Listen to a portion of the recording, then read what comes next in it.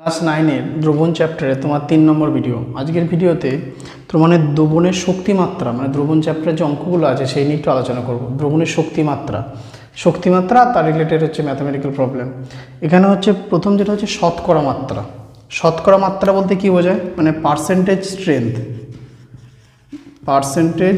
Strength বা শতকরা মাত্রা।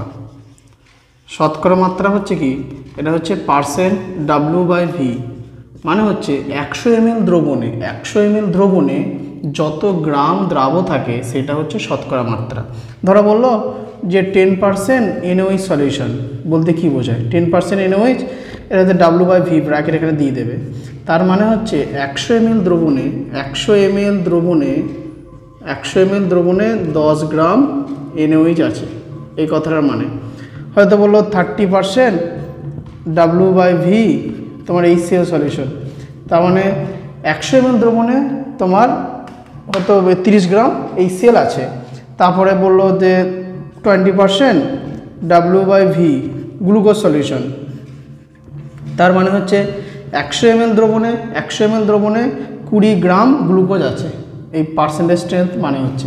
এবার এই রিলেটেড অঙ্ক বলতে কেমন বোঝায়, হয়তো বললো খুবই সহজ অঙ্ক এগুলো, যে 200 ml দ্রবণে তোমার 20 গ্রাম NaOH আছে, তাহলে দ্রবণের শক্তিমাত্রা শতকরা নির্ণয় করতে হবে।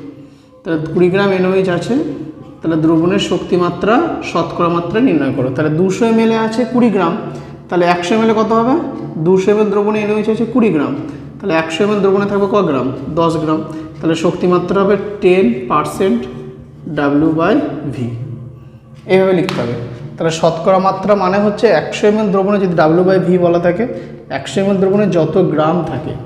যদি এটা W/W হতো, মানে একটু লিখি একটু, ধরে নাম আছে পার্সেন্ট W/W, তার মানে হচ্ছে 100 গ্রাম দ্রবণে যত গ্রাম দ্রাব থাকে সেটা হচ্ছে পার্সেন্ট W/W। আবার একটা কি হয়, V/V, মানে 100 ml দ্রবণে যত ml দ্রাব থাকে সেটা হচ্ছে পার্সেন্ট V/V। এবার আর একটা হয়, এবার দ্রবণের এই যে অঙ্কে দ্রবণের গাঢ়ত্ব অনেক রকম হয়। একটা হচ্ছে মোলার গাঢ়ত্ব বা যেটা বলে মোলারিটি বা মোলার কনসেন্ট্রেশন, একটা হয় মোলালিটি বা মোলাল কনসেন্ট্রেশন, আর একটা হচ্ছে ফর্মালিটি বা ফর্মাল কনসেন্ট্রেশন, আর একটা হচ্ছে নর্মালিটি বা নর্মাল কনসেন্ট্রেশন। দ্রবণের কনসেন্ট্রেশন বা গাঢ়ত্ব হয় মেনলি 4 প্রকার। এবার ক্লাস 9 তোমাদের সিলেবাসে এই মোলারিটিটা আছে, সেই জন্য মোলারিটিটা নিয়ে একটু আলোচনা করব। মোলারিটির ইউনিটটা দেখলেই বুঝতে পারি যে মোলারিটি ইউনিট হচ্ছে মোল পার লিটার, অর্থাৎ number of moles of solute মানে কি, দ্রাবক, number of moles of solute present per litre of solution called molarity of that solution. অর্থাৎ 1 লিটার দ্রবণে যত মোল দ্রাব থাকে, মানে হচ্ছে N2 দিয়ে লেখা হয়, দ্রাবের মোল সংখ্যা সবসময় N2 দিয়ে লেখা হয়, যত মোল দ্রাব থাকে তাকে মোলার গাঢ়ত্ব বলে। অর্থাৎ number of moles of solute present per litre of solution called molarity or molar concentration.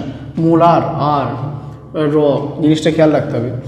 ধরো এখানে একটা অঙ্ক দিল যে তোমায় বললো যে 200 ml দ্রবণে তোমার হয়তো 20 গ্রাম তোমার ইউরিয়া আছে,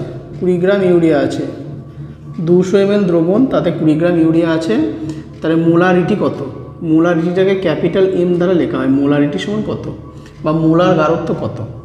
তাহলে প্রথমেই তোমার ডেফিনেশনটা একটু মাথায় রাখতে হবে।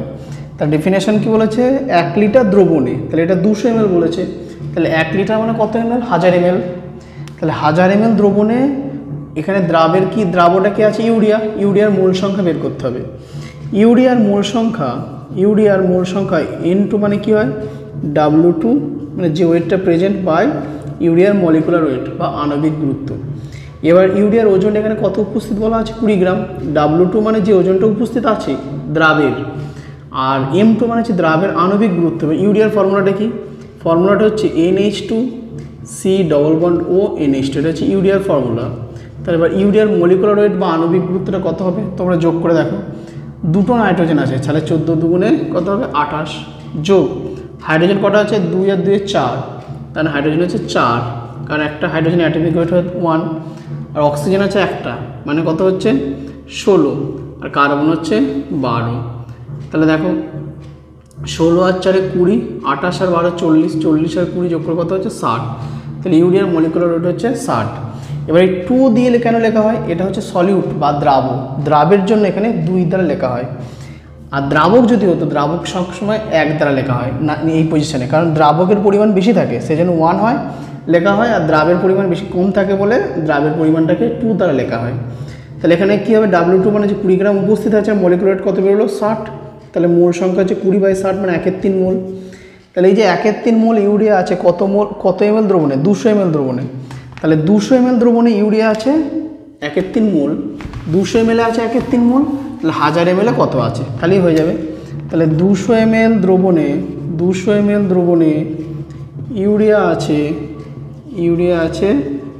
1/3 মোল 200 ml দ্রবণে, তাহলে 1000 ml দ্রবণে কত আছে, তাহলে 1/3 ইন্টু 200, এখানে হচ্ছে 1000 উপরে যাবে, তাহলে 2 5, তাহলে 5/3 মোল, 5/3 মোল। তাহলে এটা হচ্ছে মোলারিটি হচ্ছে 5/3 বা এইভাবে লেখা যায়, তাহলে 5/3 মোল লিটার ইনভার্স। এটা হচ্ছে তোমার মোলার গারত্ব। তাহলে মোলার গারত্ব বের করতে গেলে প্রথমে তোমার যে দ্রাবটা থাকবে, দ্রাবের মোল সংখ্যাটা বের করবে। তাহলে দ্রাবের মোল সংখ্যার ক্ষেত্রে ওয়েটটা হয়তো দেওয়া থাকবে, মলিকুলার ওয়েটটা দেওয়া থাকবে না। তোমার ফর্মুলাটা একটু জানতে হবে, যেমন ইউরিয়ার ফর্মুলা এটা, যদি ধরো গ্লুকোজ বলে, গ্লুকোজের কী ফর্মুলা C6H12O6, তাহলে গ্লুকোজের মলিকুলার ওয়েটটা বের করে দেখবে 180 হবে, যোগ করে বের করে দেখবে। তারপরে ধরো তোমার বলো সুক্রোজের ফর্মুলা কী হয় C12H22O11, এটা হচ্ছে সুক্রোজের মলিকুলার ওয়েটটা যোগ করে দেখবে 342 হবে, যোগ করে দেখবে। তাহলে এই ভ্যালুগুলো অনেক সময় একটু খেয়াল রাখতে হবে, কারণ ফর্মুলাটা তোমার হয়তো মনে না। অবশ্য গ্লুকোজের ফর্মুলা তোমরা ক্লাস 9-এ জীবন বিজ্ঞানে পড়ছো অবশ্য, গ্লুকোজ ফ্রুক্টোজ এগুলো, এটা হচ্ছে সুক্রোজের ফর্মুলা, মলিকুলার ওয়েট হচ্ছে 342। তাহলে এই অঙ্কগুলো তোমার মোলারিটি বের করতে দেয় ক্লাস 9-এ, যেটা থাকে মোলারিটি, আর হচ্ছে তোমার ওই পার্সেন্টেজ স্ট্রেন্থ বা শতকরা মাত্রা। আবার পরবর্তী ক্ষেত্রে তোমাদের অঙ্ক আছে, যেমন নর্মালিটি লিখলাম বা মোলালিটি লিখলাম, সেই অঙ্কগুলো ক্লাস 11-এ পরবর্তী ক্ষেত্রে সায়েন্সে যখন পড়বে তখন এই অঙ্কগুলো আছে, এখানে ক্লাস 9-এ এই অঙ্কগুলো নেই। মনের শক্তিমাত্রার আরেকটা অঙ্ক করা, সেটা হচ্ছে গ্রাম বা লিটার এককে, গ্রাম লিটার ইনভার্স এককে। ধরো তোমায় বললো যে 400 ml দ্রবণে তোমার হচ্ছে 20 গ্রাম কোনো একটা দ্রাব আছে, 20 গ্রাম হয়তো তোমার গ্লুকোজই আছে, 400 ml দ্রবণে 20 গ্রাম গ্লুকোজ আছে, দ্রবণের শক্তিমাত্রা তাহলে গ্রাম পার লিটার এককে কত হবে। তাহলে 400 ml দ্রবণে আছে 20 গ্রাম, তাহলে 100 ml 1 ml দ্রবণে কত হবে, তাহলে 20/400 গ্রাম 1 ml দ্রবণে। এবার কি লিটার মানে কি, 1 লিটার মানে 1000 ml, তাহলে 1000 ml দ্রবণে কত গ্রাম থাকবে, তাহলে 1000 ml দ্রবণে থাকবে, তাহলে 20/400 ইন্টু তোমার 1000, তাহলে এটা হচ্ছে 0 কেটে গেল, 2 4 5 20, 4 5 20, তাহলে কত 50 গ্রাম, তাহলে এটা 50 গ্রাম পার লিটার, মানে 1 লিটারে 50 গ্রাম গ্লুকোজ থাকবে। এবার ধরো এই একটা অঙ্ক বলছি, এটা ধরো ডাইরেক্ট এত ml এত গ্রাম বলে দেওয়া আছে, তোমায় ধরো এরকম বললো যে 400 ml দ্রবণই বলছি, 400 ml দ্রবণে তোমার 2 মোল গ্লুকোজ আছে, 400 ml দ্রবণে 2 মোল গ্লুকোজ আছে। তাহলে দ্রবণের শক্তিমাত্রা গ্রাম পার লিটার এককে নির্ণয় করত, গ্রাম পার লিটার এককে কত হবে, তাহলে এটা কিন্তু মোল পার লিটার এককে নয়, গ্রাম পার লিটার এককে কত হবে। এবার এই অঙ্কটা যেমন কি গ্রাম ডাইরেক্ট বলে দেওয়া ছিল বলে তুমি 400 দিয়ে 1000-এ বের করে দিলাম, কিন্তু এখানে ডাইরেক্ট গ্রাম কথাটা কিন্তু বলা নেই, এখানে কি বলা আছে 2 মোল গ্লুকোজ আছে। তাহলে প্রথমে এই যে 2 মোল গ্লুকোজ মানে কত গ্রাম গ্লুকোজ সেটা তোমায় বের করতে হবে। তাহলে গ্লুকোজের মোল সংখ্যা অর্থাৎ N2 সমান কত বলেছে 2 মোল। এবার N2 মানে কি জানি W2/M2, তাহলে W2 মানে কি হবে, কোনাকুনি গুণ হবে 2 × M2। এবার আমি এখনই একটু আগেই বললাম যে গ্লুকোজের মলিকুলার কত হবে 180, তাহলে 2 × 180, তার মানে হচ্ছে 360। তাহলে 360 গ্রাম গ্লুকোজ আছে কত ml এ? 400 ml এ। তাহলে 400 ml দ্রবণে গ্লুকোজ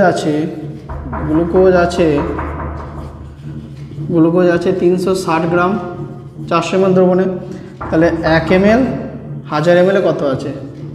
360/400। 1000 ml দ্রবণে কত থাকবে? 360/400 ইন্টু 1000। তাহলে 0 এটি কেটে গেল। তাহলে কী হবে? 4 9 36 0। তার মানে হচ্ছে 900 গ্রাম। তাহলে গ্রাম পার লিটারকে কত হবে? 900 গ্রাম পার লিটার। এই অঙ্কটা তাহলে মোল সংখ্যা দেওয়া থাকলে তোমার ওয়েটে কনভার্ট করে নিয়ে তারপর অঙ্কটা করতে হবে।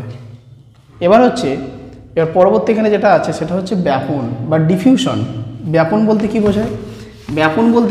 ব্যাপন হচ্ছে ধরো তুমি ঘরেতে একটা ধূপ জ্বালিয়েছো, নিমেষের মধ্যে দেখবে সেই ধূপের গন্ধ, যদি সেন্টওয়ালা খুব ধূপ হয়, সেই ধূপের গন্ধ ঘরের চারিদিকে কিন্তু ছড়িয়ে যাবে। তার মানেটা কি? তার মানে ওই যে ধূপের যে গন্ধটা, ওই গ্যাসটা চারিদিকে মিশে যাচ্ছে। এই যে মিশে যাওয়াটা, এটাকে বলা হচ্ছে ব্যাপন বা ডিফিউশন। তাহলে এই মিশে যাওয়ার জন্য বাহ্যিক কোনো সাহায্য লেগেছে? কোনো সাহায্য লাগেনি। তাহলে বাহ্যিক কোনো সাহায্য ছাড়া যখন দুই বা ততোধিক পদার্থ স্বতঃস্ফূর্তভাবে পরস্পরের সাথে মিশে যায়, তখন সেই ঘটনাটাকে বলা হচ্ছে ব্যাপন।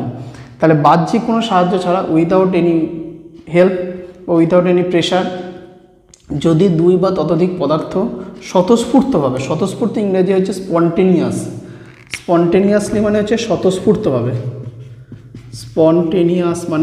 স্বতঃস্ফূর্তভাবে। তাহলে বাহ্যিক কোনো সাহায্য ছাড়া দুই বা ততোধিক পদার্থ যখন স্বতঃস্ফূর্তভাবে পরস্পরের সাথে মিশে গিয়ে একটা মিশ্রণ তৈরি করে, তখন সেই ঘটনাটাকে বলা হচ্ছে ব্যাপন।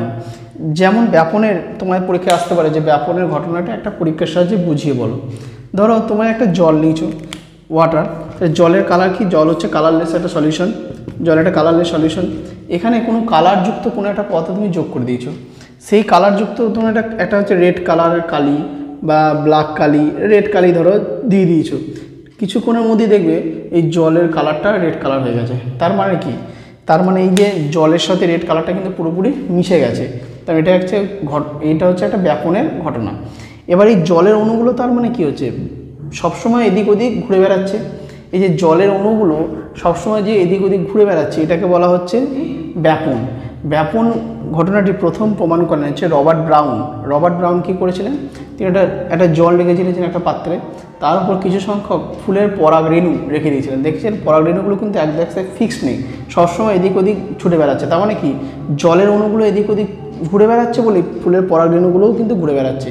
তাহলে এর থেকে প্রমাণিত হয় এই যে জলের অণুগুলো সবসময় বিক্ষিপ্তভাবে চারিদিকে ঘুরে বেড়াচ্ছে।